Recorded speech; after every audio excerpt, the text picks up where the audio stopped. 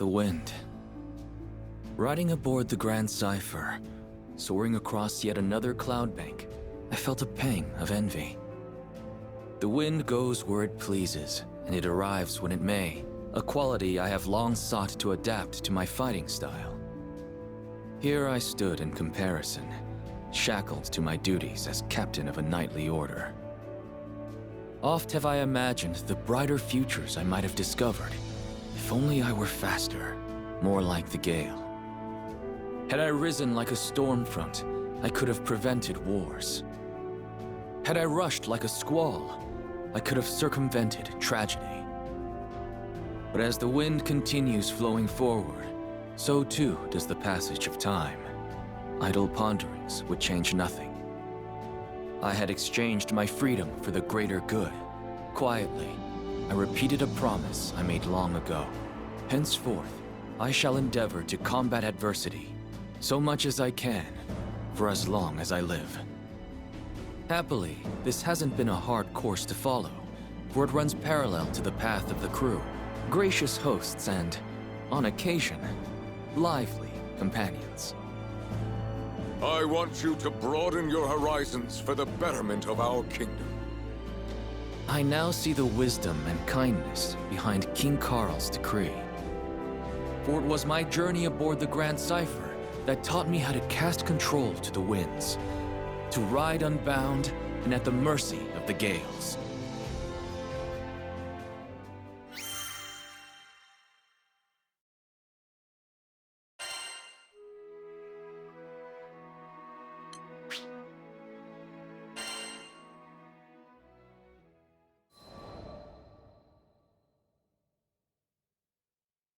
When I was a boy, my best friend's parents were killed by wyverns. After witnessing the depth of his grief, I decided I would become a knight. I would protect the kingdom from monsters and the tragedies they wrought. But there was one massive wall standing between me and my goal. It was not aptitude, for I had some talent with the sword, but the station of my birth. At that time, Fiendrock was a kingdom run by its aristocracy. Commoners were restricted to a life of labor, and the knightly orders were composed entirely of noble houses. Immediately I was rejected, told that I could offer my sweat to the crown, but not my blood, for it lacked the proper lineage. I was not deterred. Who was to say that our stone-walled villages could not breed warriors as well as our gold-gilded courts? I studied, I trained, and I worked harder than any man had ever worked to become a knight. In the end, my efforts bore fruit. Siegfried, who at the time was still in the service of the king, understood my plight and changed the course of history. He allowed me into the order of Black Dragon Knights. But uneasy rests the commoner with new acquired titles. The nobility would only be too eager to dismiss me over the slightest misstep and prevent the chivalrous orders from being contaminated by peasant filth. I could not fail. The weight of my people and the future of the kingdom spurred me. I had to become the perfect knight. My ascension was not easy. If given a choice, I might have chosen a different path. But when I had at last emerged from the crucible of trial and tragedy, I was a changed man. I was the captain of the White Dragon Knights.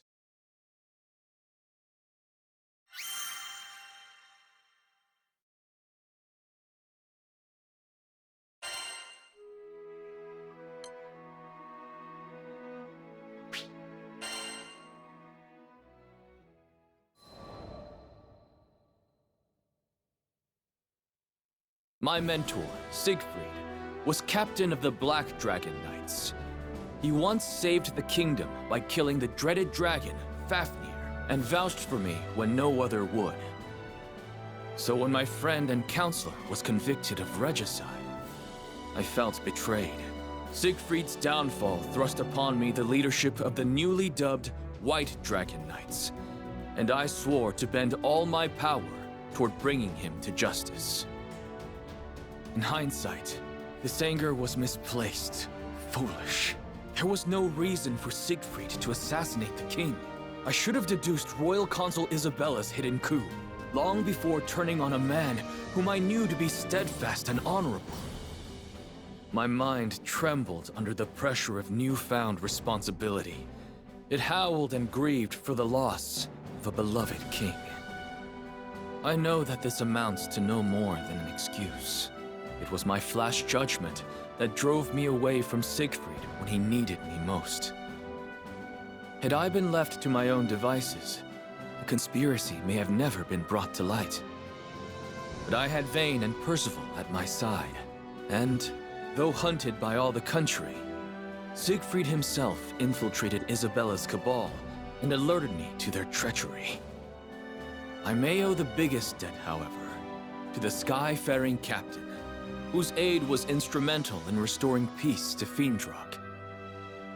After the dust had settled, His Majesty King Carl decreed that I explore other countries so I could gain experience befitting my new station. Thus, I became another crewmate aboard the Grand Cipher. Since then, I have visited various lands. I have seen myriad peoples and their responses to numerous threats. I have learned many things and gained many new teachers. And as they have given freely to me, someday I hope to give back to them. But there are yet countless leagues to travel. So on I sail across the skies, seeking the strength and wisdom necessary for a true leader.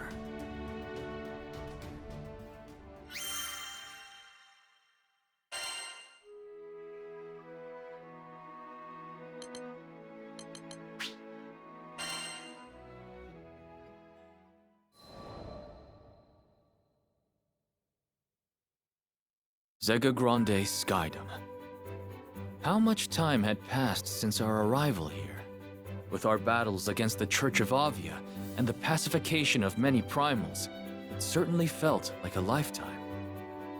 But now that things were a little quieter, we were content to return to our usual bread and butter, satisfying requests from locals. Though the crew was accustomed to quests of all sorts, one day, there came a demand that left us puzzled. Sorry for the confusion, folks. This request isn't for the whole crew. It's an escort mission for Lancelot, specifically. Me? But why? There were few in this Skydom who had even heard of my name. Curious, I asked about Hans, the man who had posted the quest. Oh, you don't know him? Seems like he was real familiar with you. Anyways, he's a butler for the Lord of Grassgard. I hesitated. There was nothing I could do that another crewmate couldn't accomplish just as well. Acknowledging a specific request for me felt discourteous in a way. You're not at your fancy-ass court anymore, okay? On our ship, you don't have to worry about rubbing anyone's ego the wrong way. If you're interested in the job, just take it. Though he may not have been tactful, Eugen was, as ever, a fount of wisdom. Very well, then. I shall hear what this Hans has to say. It is a pleasure to meet you. I am Hans, butler to his lordship. The next day, an elderly man ambled onto the Grand Cipher, leaning heavily on his cane. But looking into his eyes, I sensed deep wisdom and a sharp mind. The pleasure is mine. I am Lancelot, a Skyfarer. Forgive me for not accepting your request at once, but I would like more details before returning an answer. Yes, well, his lordship Ludwin is in need of an escort. Hans explained. Ludwin was a lord of Grassgard, and he was looking for a mythical sword passed down through his family for generations. So far, his search had led them to a snowy peak, but nearby monsters made the trip too dangerous to risk without protection. Does your lord not employ a personal guard? He does, but as this quest is for personal gain, he believes that commanding their service would be an abuse of power. However, the lords of Grassgard have never been gifted in the martial arts. So if we head to the mountains without a decent sword arm, tragedy will surely befall us. But what led you to seek my sword arm specifically? Well, we knew we needed a highly experienced Skyfarer. The mission is dangerous, far too dangerous for any amateur. But perhaps more importantly, his lordship is quite the fan of yours, Sir Lancelot. A fan? My voice cracked in surprise. Yes, you are known as a knight exemplar, talented in both combat and scholarship. How fortunate that this very same Lancelot would come to our land and proffer his services. Whatever accounts you've heard of me were surely exaggerated. And so humble. Lord Ludwin will be overjoyed when he hears that we've secured your aid. The Honorable Sir Lancelot to protect us. What could be better? So, will you accept? Though this idolatry did not sit well with me, I could see no reason to refuse. From what I'd heard, Ludwin seemed an honorable man. Besides, there was much a Lord of this Skydom could teach me. Very well. On behalf of our crew, I accept your request.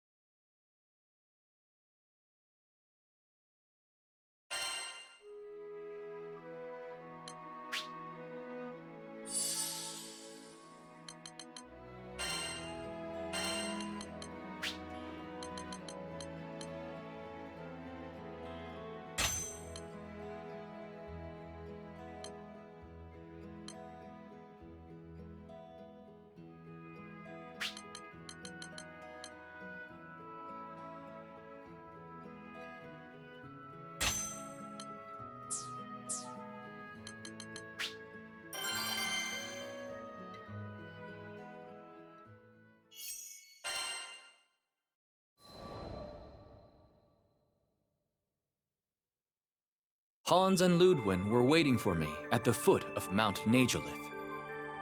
It is an honor and a privilege to meet you, Sir Lancelot of Fiendrock. Hans has probably already told you who I am, but allow me to formally introduce myself. I am Ludwin, Lord Protector of Grossgard. Though his aura was imposing and befitting of a lord, he also felt courteous and down to earth. The honor is mine.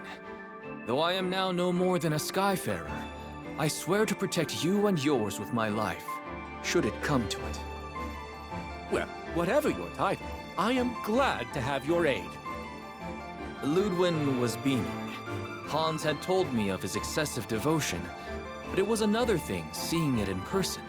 I suddenly felt I wasn't quite sure how to conduct myself. Right. So you believe a family heirloom is hidden among these peaks?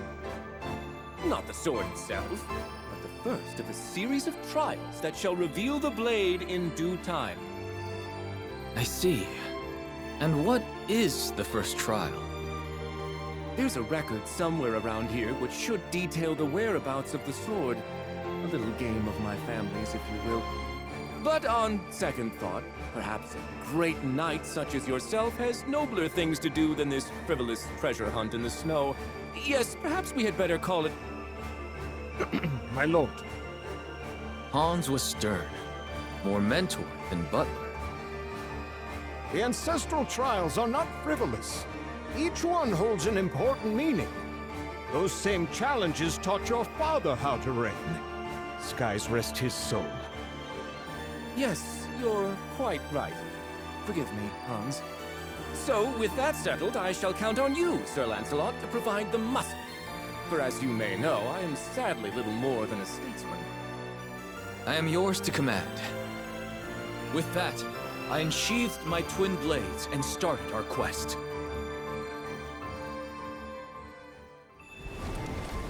The white dragon unfurls its wings.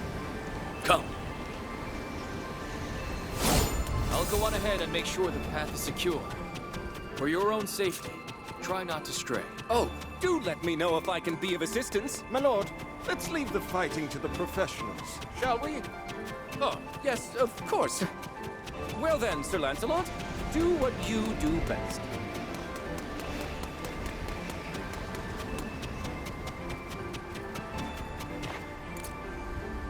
The bridge is down! Now what will we do? Let's search for another path. This mountain is vast. I doubt this is the only... That looks like a way forward. The footing seems a bit treacherous. Please watch your step.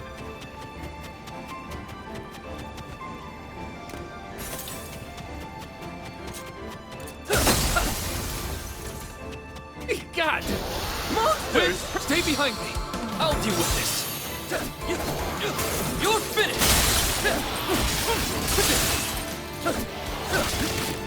Give it!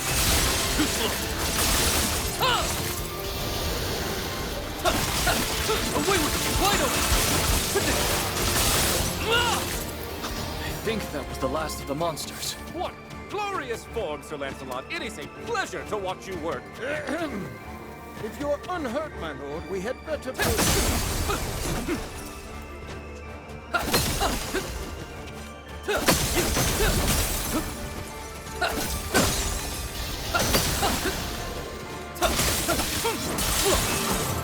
Southern Cross! It's hard to breathe. Too slow.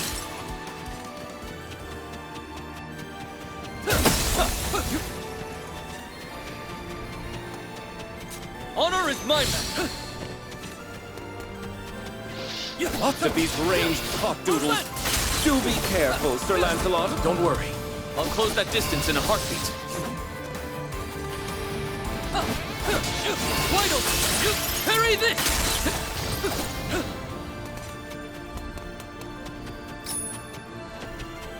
Is this a dead end? No. Look! A chest! Wait, this monster. Get behind me! A giant eyeball! I think I've read about this monster! Nazarbanju! Correct. Our crew has faced it once before. Ah, such daring do, brave Lancelot!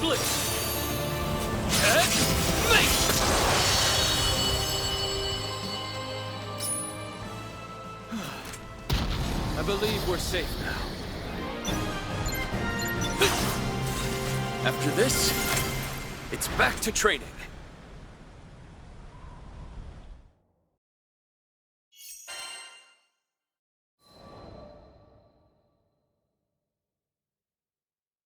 Impressive! The Twin Fang prodigy does not disappoint. Thank you, my lord.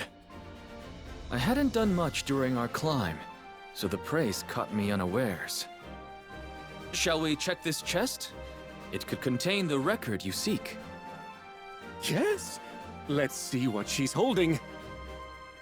The young lord opened the box. A rather dry affair, as we already knew what to expect. And here it is! In his hands, he held a flaking tome, its pages warped and yellowed by age. This takes me back. Once upon a winter, I sought out that very book with Ludwin's father. And now it's been passed to me. But this... As Ludwin flitted through the pages, his face twisted into expressions of greater and greater perplexity. I can't read this at all. Is this some sort of code? I suppressed the urge to take a glance myself. My duty was to protect, not translate. In the end, it was Hans who broke the silence. If it pleases his lordship, shall I offer a hint? Ludwin shook his head. No, this is a trial that I must conquer myself. And on that note, I believe you are dismissed, Sir Lancelot. I thank you for your services today, and payment will be made forthwith. Understood. If ever you need my help again, do not hesitate to call. Thus, my private escort mission ended without much fanfare. And yet, I had a feeling that our paths would cross once again. At least, I hoped that they would. There was something about Ludwin. His earnestness, perhaps, and his love for his comrades that resonated with me.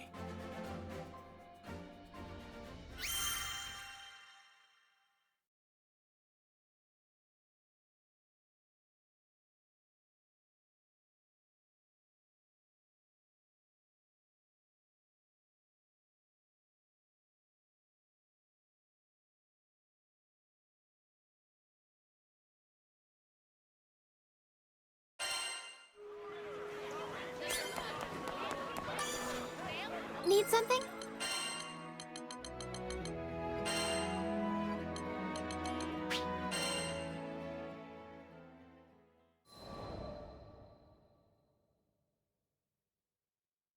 My premonition proved correct.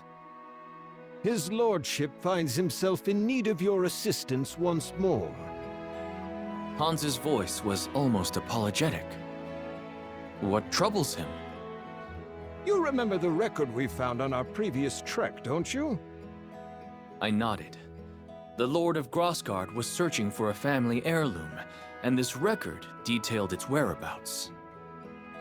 However, the directions were written in code, which Ludwin had yet to decipher. He told me, and I quote, "Hans, don't you dare bother the charming and brave Lancelot over a mere trifle." But he hasn't made any headway on his own, and I've no doubt he's secretly yearning for your aid. I looked at the butler with some confusion. Hans, I recall you saying you'd already completed the trial with Ludwin's father. Indeed. Then your assistance would be far more valuable than mine. Come now, it is a butler's duty to serve his liege's best interests, and Lord Ludwin's shall be best served with my silence. I suppose Ludwin would never grow if Hans simply led him to the answers. Better that we pieced out the puzzle together. Very well. I accept your request. I thank you on behalf of his lordship. Now I was beginning to grasp at the deeper meaning behind these tests.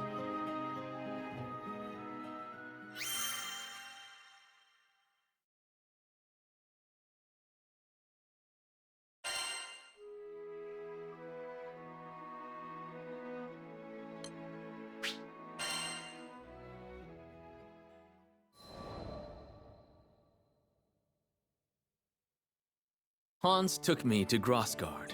As an artist's soul is mirrored in their brushstrokes, so too is a lord's character reflected in the state of their dominion. Everywhere, you could see Ludwin's gentle touch. From the full fields, to the content faces of the farmers, to the laughter of children and adult alike that filled the air. What do you think of our humble land? I tore my eyes away from the bright orchards and turned to Hans. It's beautiful. It may not be large or bustling, but I've never been to such a peaceful dukedom. I'm sure his lordship will be pleased to hear that assessment. Suddenly, I found myself curious. Earlier, you said that the ancestral trials would teach Ludwin how to rule. But judging from what I've seen here, he is already a capable lord. What more would you like him to learn? Hans smiled tenderly, as a grandfather might when speaking of a beloved grandchild. I should have known an avid scholar like yourself would read between the lines. Make no mistake, Ludwin is not a perfect leader yet, but it is not my place to discuss his flaws. Then tell me this. Are his flaws related to his family's inability to fight? Let us call it a starting thread, but the full tapestry is so much more. I decided not to pry. I already had the information I needed to guide Ludwin through his trial. Sir Lancelot? I don't remember sending for you. Of course, the Lord was surprised to see me. Although friendly, I was a rogue element in a world where this man had control of nearly everything. I have come at the request of Hans. He would like me to assist you in deciphering the tome. I see. Hans does have a knack for meddling in his lord's affairs, but I welcome you all the same because, to tell the truth, I'm getting absolutely nowhere.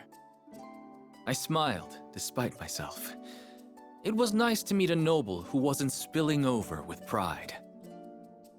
Hans beckoned me to his desk, and I leaned over the old tome. What do you make of it? This must be child's play for a famed warrior scholar. He looked at me with expectant eyes. I'm sorry, but I can't decipher this. We will need to enlist the help of an expert.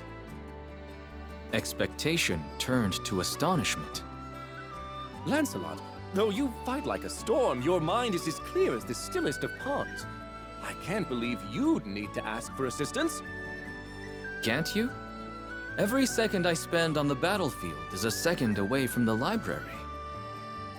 Ludwin hesitated a while longer, but when I strode to the door and held it open for him, he sighed and relented. No one in either of our circles was well versed in ciphers, but that was a matter of small concern. I knew an information broker. Zothba put me in touch with a language scholar who delivered a key to us within a fortnight.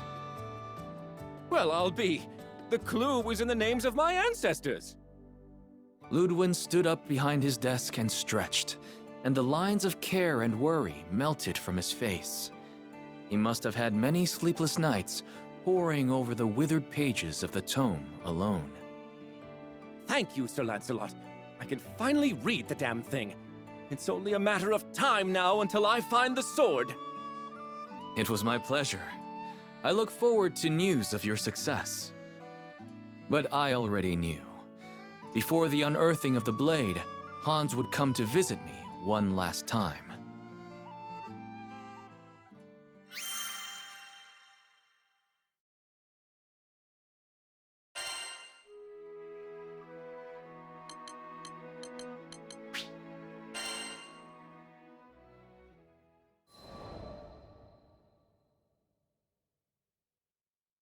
I was half right. It was not Hans, but Ludwin himself who showed up at our doorstep. I deciphered the record, and I know where the sword is buried. He was so excited he completely forwent pleasantries. I know I should go alone, with Hans of course, but the tome says we must fly to Skyworm Valley, which is riddled with monsters. It's a terrible place for a lord to be made into dragon kibble. I knew what he wanted me to say. Very well. Please, allow me to accompany you. Really? Wonderful! I mean, only if you wish. This must have been the flaw Hans was alluding to. Ludwin was afraid of his own power. He dreaded the responsibilities that came with leadership. The lords of Grossgard were not warriors and hadn't been for generations. They depended on their subjects for protection, but as I'd learned, Ludwin was loath to do so. Up until now, this has not posed a problem. Small skirmishes were all that troubled the peace of his dukedom. But what would happen should a great war march on his borders? Would his honor eventually spur him to the front lines? To death? The place of a lord and general is with the rear guard. There, they must order the battle and conduct diplomatic affairs.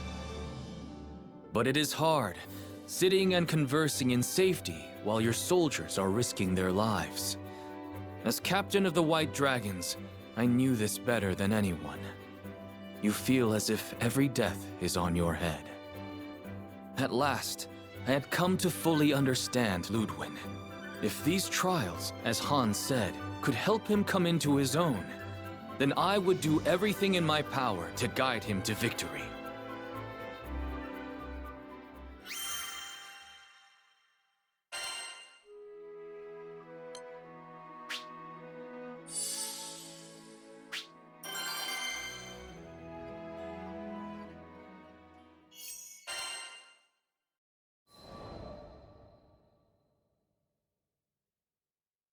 The day arrived.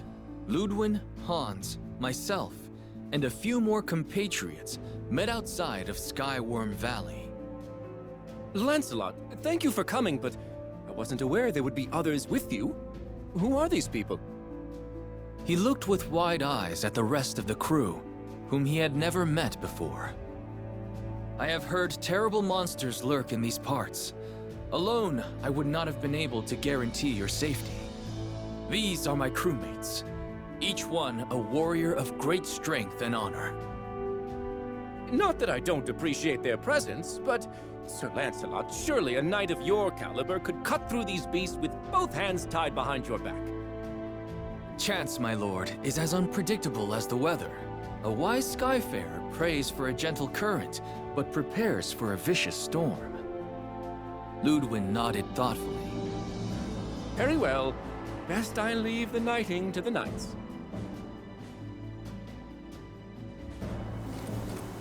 The white dragon unfurls its wings. Come.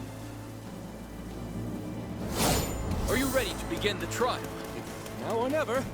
Let's go. Hey, look! The welcome squad! Fight! Her attacks aren't working. Is this part of the trial? Wait, I Try to remember. keep up. The record said a single link does not a chain make. So, fighting one at a time won't work? Let's hit it all at once! Very well. On Lancelot's mark. After you!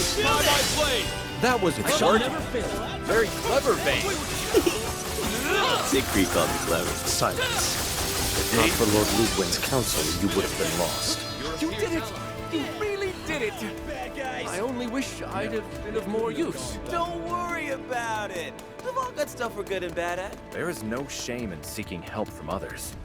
It builds trust. Yes, trust. That is all we ask from you, Lord Ludwin.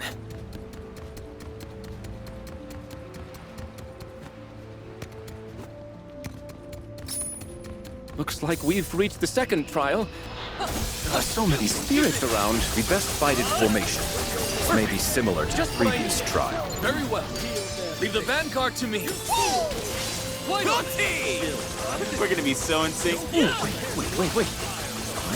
See 4 legendary knights in battle at once? That's keepers to behold! Give it! Stay focused! Flying attacks aren't working. We need to coordinate. It's a blind combination. Get it! As expected, keep it up. I might blitz. Into the fray. Of course. That went as expected. Stay away with you. On me. Give it. Stay focused. Get it! You're mine! While evil walks. Southern Cross! Very well. Very well. These blind attacks aren't working. That does it for the second trial. Too easy, Lancelot? Not at all. We've only made smooth progress thanks to the team. We fought alongside each other for years. This was nothing.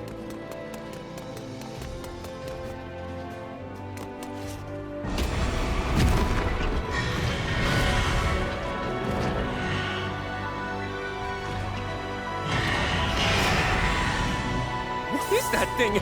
It's huge! Jealousy. It is a dead soul, given form by evil spirits. The dead? I never signed up to fight the dead! Everyone, fight back! Remain calm. We can handle this.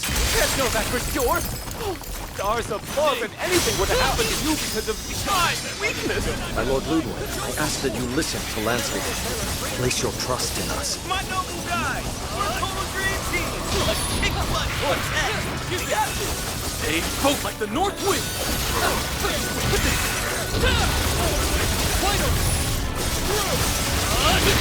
You won't prevail. Away with you. Never happened! I'll protect you! Too slow. Very well. Lancelot believed in this team. So shall I. Surrender. Can you best what you can't hit? Fight on. Stay focused. Attack.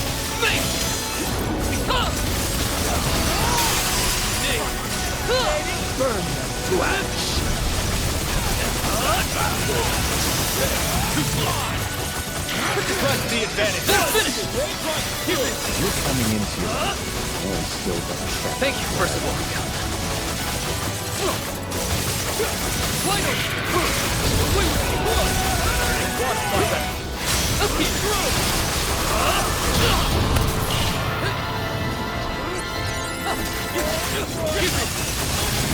Gather like shadows at dawn! Low and low! Stay focused! For form! Now, Mongrel!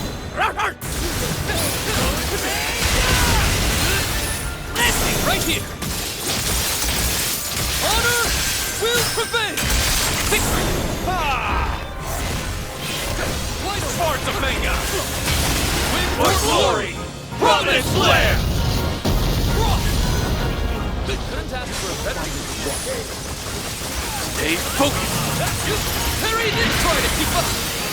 They're growing desperate! Be on guard! Well, we can forget a frontal assault. Wide open!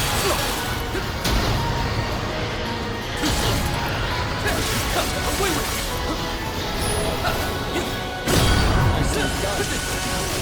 Quite the improvement. Stay focused! What's left? What's for? Now! Into the fray! Don't stray. Who do you think you're commanding? Wide open! Stay focused! Not yet! Let our blade. Up here!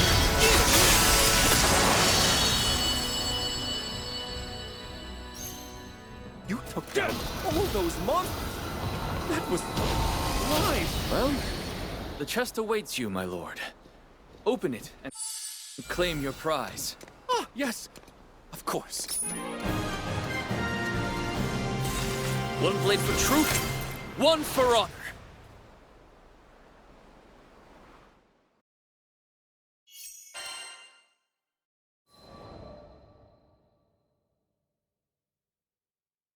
After numerous trials, we arrived at last in front of a lone treasure chest.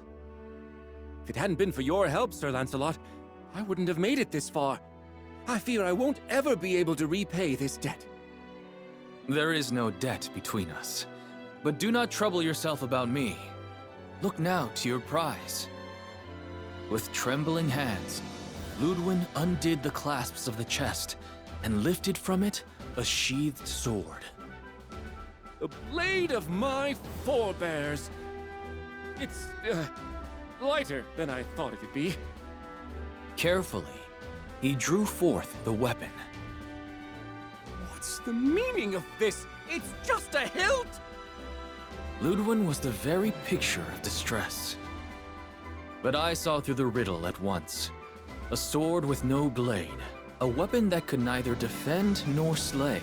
It was a message, left by the first lords of Grosgard for their scions. Gently, I cleared my throat. Perhaps, my lord, it was meant to be a hilt, and a hilt alone.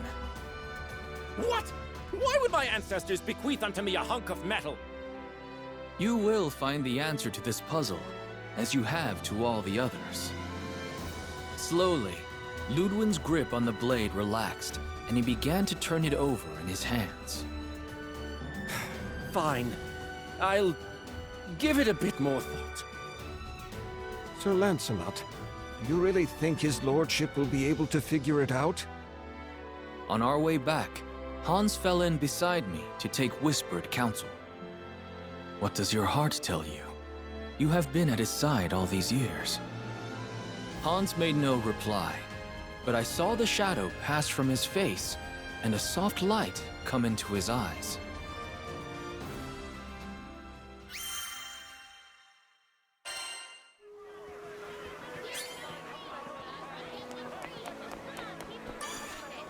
Good day.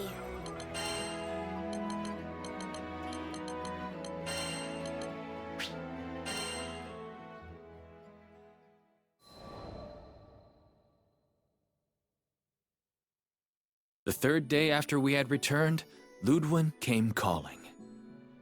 I've got it! The meaning behind our family heirloom! With great reverence, he laid his hand on the hilt, which was sheathed at his hip.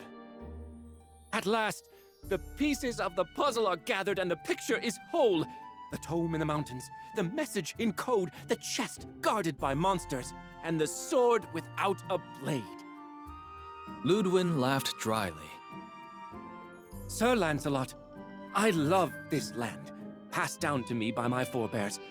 I love its gentle rills, its rolling hills, its honest laborers, and its noble warriors. I would do anything to keep them from harm. But he could not fight his own battles. He spoke of one such conflict that occurred within his dukedom. He was forced to flee to safer grounds, while the blood of his people mingled with the dirt. The guilt ever gnawed at him, robbing him of his happiness and repose. In the midst of his troubles, Hans told him of a legendary blade. The young lord grew convinced that this sword would bestow upon him the strength he needed to protect his own. I wanted to be everything for my people. A great warrior like you, and also a wise general, and a benevolent lord. But now I see that one person does not make a country. I am the hilt which guides the sword. And the people are the blade, which are its strength. Leader and follower. One is lost without the other. Emotion stirred within me, and I drew a trembling breath. My lord, we are more alike than you think. There was a time when I blamed myself every time I lost a knight. I tried to shoulder the burdens of my kingdom alone, thinking I was protecting everyone. But I was wrong, for my fall would have meant the ruin of all. Ludwin nodded. You're right. I'm done tearing myself into pieces, trying to play 100 roles at once. My people are counting on me to guide them, and so I shall, with this sword. He drew the hilt from its sheath. Look to your own duties, and trust your comrades to fulfill theirs. That is all we can do. I won't ever forget this lesson, Sir Lancelot. I swear upon my ancestors that from this hour henceforth I shall dedicate myself to becoming the fair and wise lord that Grosgard deserves. The clouds of doubt were gone from Ludwin's eyes. He had found his path at last. And I had been reminded of something important. It was true that leadership and responsibility acted as shackles, but they were also anchors, providing safety and stability on a sea of uncertainty.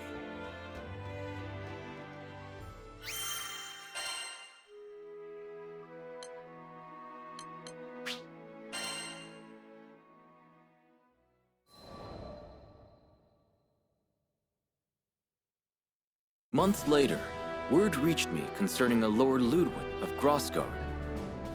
It was said he had no great strength of arms, but his wit and will were edged sharper than steel. Under his rule, the people lived in peace, and their fields were ever gold. But the young lord never accepted praise for his deeds. He always spoke of the loyalty of his subjects and the wisdom of a foreign knight. It seems his idolatry of me still hasn't changed. But as Ludwin has grown into his title, perhaps I too should learn to bear my mantle with pride. I am Lancelot, captain of the White Dragons, and son of Fiendrock.